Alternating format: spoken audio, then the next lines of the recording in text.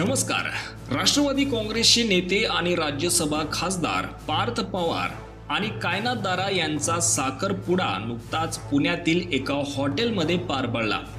या समारंभाला महाराष्ट्राचे मुख्यमंत्री देवेंद्र फडणवीस, उपमुख्यमंत्री एकनाथ शिंदे, राष्ट्रवादी काँग्रेस शरदचंद्र पवार पक्षाचे अध्यक्ष शरद पवार यांच्यासह राज्यातील अनेक मंत्री, खासदार आणि प्रमुख राजकीय नेते उपस्थित होते। कुटुंबियांनी दिलेल्या माहितीनुसार पार्थ पवार आणि कायनात दारा यांचा विवाह 27 फेब्रुवारी 2027 रोजी बारामती येथे होणार आहे। साखरपुड्यानंतर अनेक माध्यमांमध्ये कायनात दारा यांच्याबाबत वेगवेगळी माहिती समोर आली।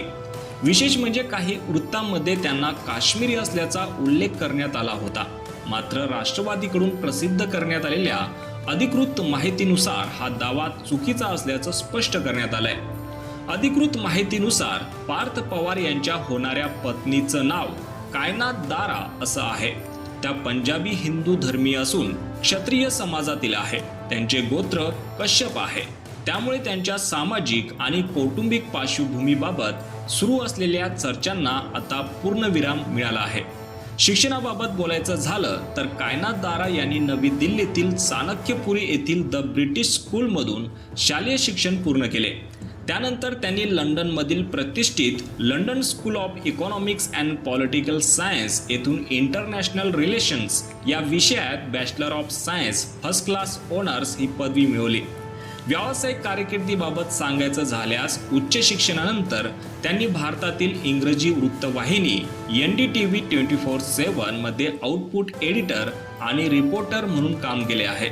सध्या त्या आपल्या कुटुंबाच्या हॉस्पिटॅलिटी आणि रिअल इस्टेट या व्यवसायात कार्यरत आहे। राष्ट्रवादी काँग्रेसकडून स्पष्ट करण्यात आलंय की कायनात दारा यांच्या नावाबाबत, शिक्षणाबाबत, व्यवसायाबाबत आणि कौटुंबिक पार्श्वभूमीबाबत अचूक माहिती जनतेपर्यंत पोहोचावी आणि अफवा किंवा चुकीच्या माहितीला आळा बसावा या उद्देशानं ही अधिकृत माहिती प्रसिद्ध करण्यात आली आहे। दरम्यान 27 फेब्रुवारी 2027 रोजी बारामती येथे होणाऱ्या या विवाह सोहळ्याकडे राज्यातील अनेक राजकीय आणि सामाजिक वर्तुळाचं लक्ष लागलंय। या संपूर्ण प्रकरणाबद्दल तुमचं मत काय? पार्थ पवार आणि कायनात दारा यांच्या नव्या आयुष्यासाठी तुम्ही काय शुभेच्छा द्याल?